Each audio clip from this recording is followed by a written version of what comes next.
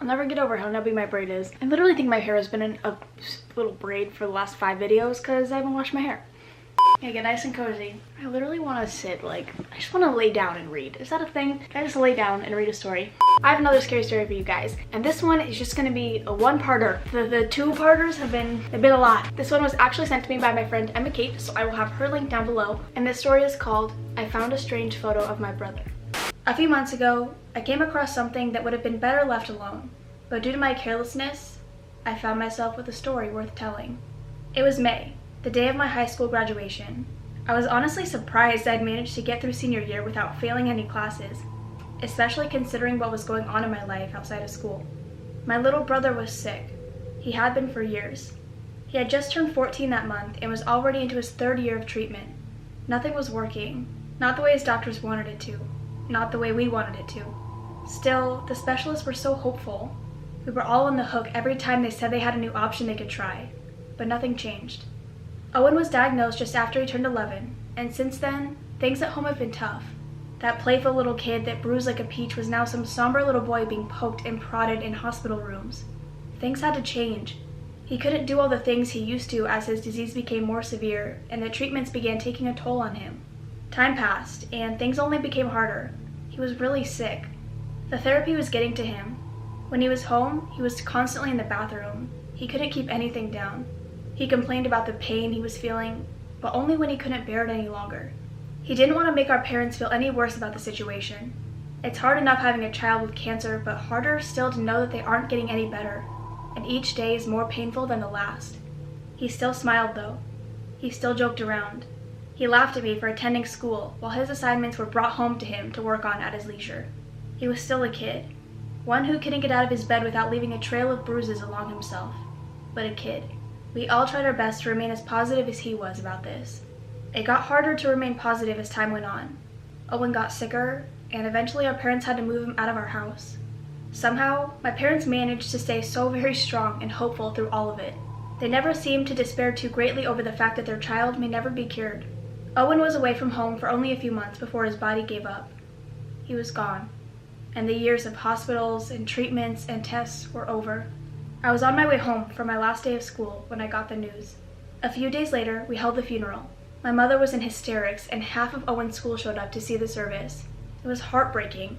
All those sad young children crying over the death of a child they had grown up playing with. Seeing how much of his friends missed him only made me miss him more. I'd be an only child from now on. No younger sibling to teach or to tease. At the same time, the service gave me some sort of peace. I feel like Owen would have loved seeing all the people he cared about come and bid him farewell. I feel like he had the best life that he could have had and that everything would be okay for him now that he moved on. It was a little bit over a week later when I found something that I shouldn't have.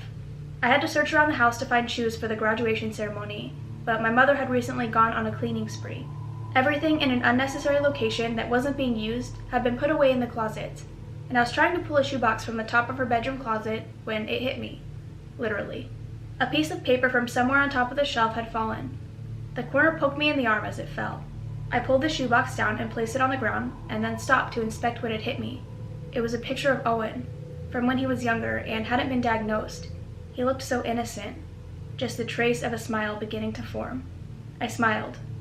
The photo triggered happy memories of my brother as a joyful, illness-free child.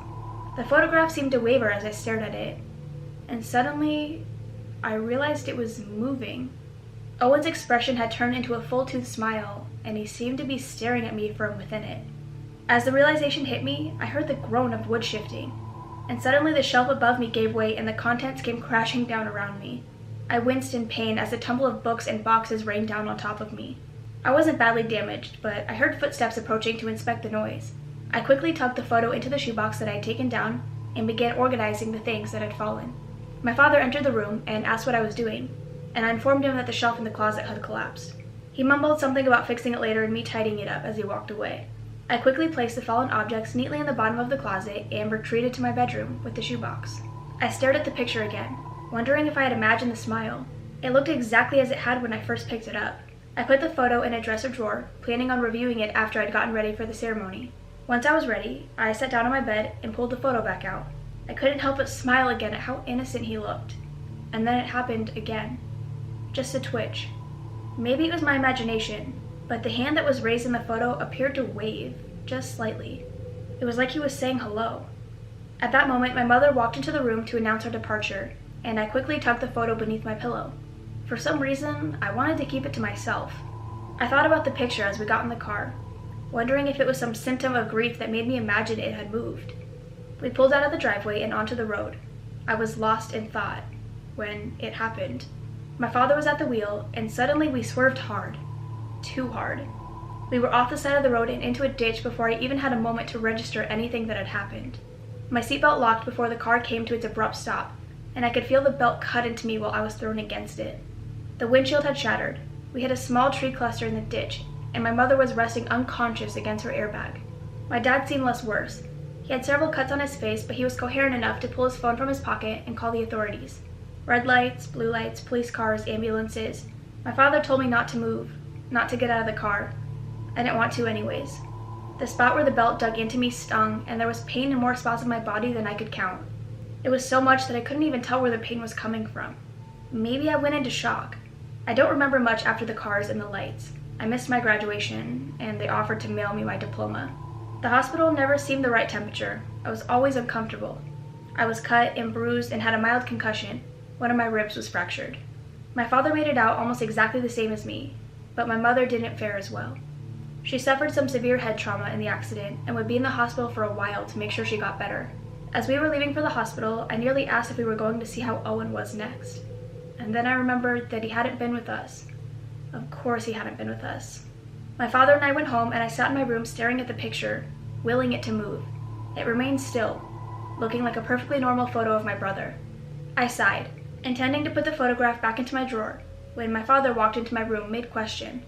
"Have you seen?" He paused as he noticed the photo in my hand. "Where did you get that?" I shrugged and explained that it fell from the closet the other day, while holding it out for him to take. He gave me an odd squinted glance as he practically snatched the picture from my hand. "You shouldn't be touching things that don't belong to you," he warned me as he left the room. I didn't understand the strangeness over the photo, but somewhere in the back of my mind, I questioned whether or not the picture moved for my father too. I listened as he walked away and heard him enter his room. I quietly snuck into the hallway and saw that his bedroom door had not been entirely shut. I crept forward and peered through the crack as he sat on his bed with his back mostly to the door.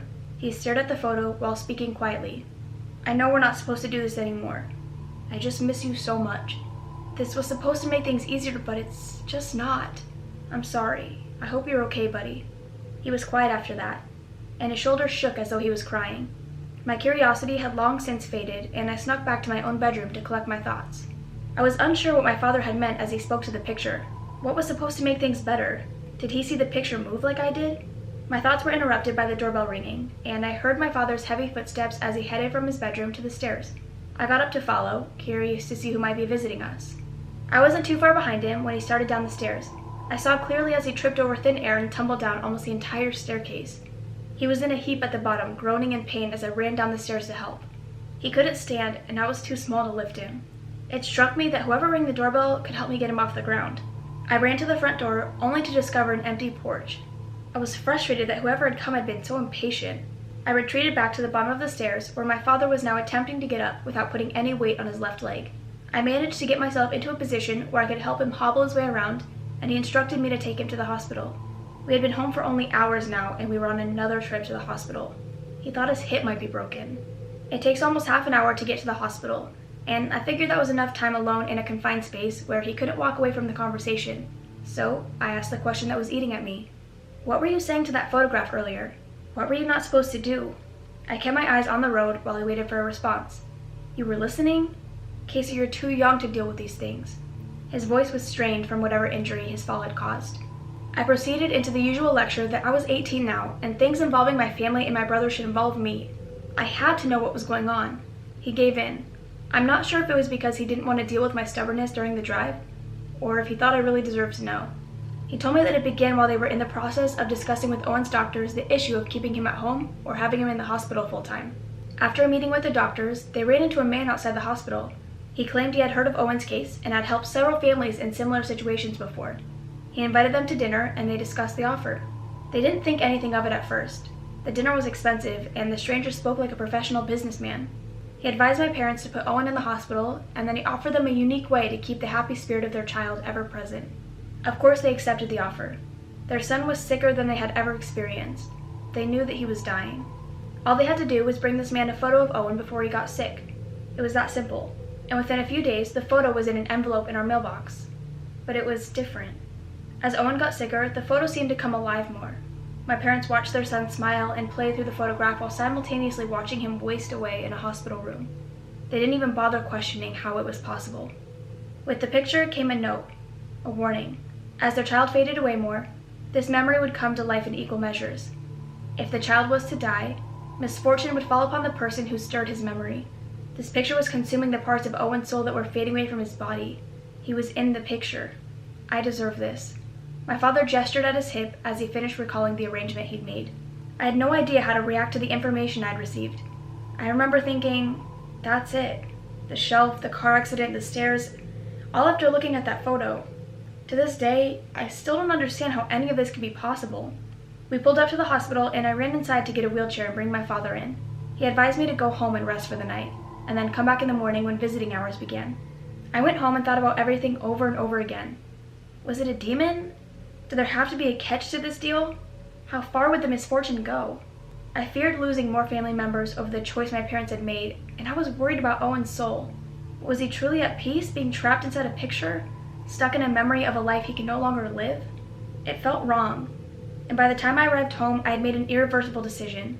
I entered the house and went immediately into my parents' room where the picture had been left behind. I hesitated for only a moment, wishing that this would give my brother peace, before I flicked the lighter and set the photo on fire. I stared and held on until the fire got too close. The picture was ash before it hit the ground. I felt better. I felt like I had done the right thing, like I had freed my brother from this selfish curse that my parents agreed to. I slept that night hoping that everything would be better, that the misfortune the photo had caused would be over. I visited my parents the next morning.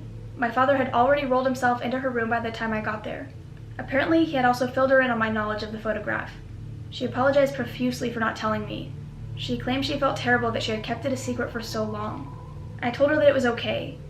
Everything was okay. And that I had burned the photo. Owen should be free, and we shouldn't have any more accidents. She gave me a weak smile and held onto my hand as my father hugged me. He was happy that I'd have the sense to do what they couldn't bring themselves to do. We sat and chatted for a bit until my father wheeled away to get snacks. And that's when my mother gestured for me to come close so that she could whisper something to me. I wanted to destroy the picture right after Owen died. I was going to. I didn't tell your father about this, and you shouldn't either. He couldn't take it. The man, the one who made the agreement, he showed up at the office. I was about to go home and get rid of that photo, and he stopped me at my car. He told me if I destroyed it, then the soul would go back into the body, even if the body was dead. I couldn't bring myself to do it. I thought about that for a moment, and I almost shouted my first thought, "He's alive?" My mother shook her head and motioned for me to quiet down. "Honey, don't you know how bodies are prepared for burials? He might have a soul, but he's certainly not alive." I sat down as the realization of what I'd done sunk in. We haven't talked about it since that day. The photograph has been blacklisted in our home. It's been a few months since then, and I can't help but think about how it's my fault that my brother's soul will forever be stuck in a decaying body beneath 6 feet of dirt. That is the end of that story. It's a lot different from any story that I've read. Definitely interesting. And I didn't completely lose my voice this time, which, perfect. Any story where I can have a voice at the end is a good story to me. I hope you guys enjoyed. If you have any stories that you would like me to read, I have my social media linked down below. Go ahead and send them to me. Any stories you want me to read in videos, or any stories you just want me to read in general. Right now I have a list of stories that I want to read, but I'm looking for more because I'm addicted. I hope you guys enjoyed, and I'll see you in the next one. Bye. My eyelash is coming off. Alright, it's time to go to bed. See ya. This is my cue to just pass out. I stared at the picture again. Siri. Intending to put the... Siri. I sighed. Intending to put the... Siri.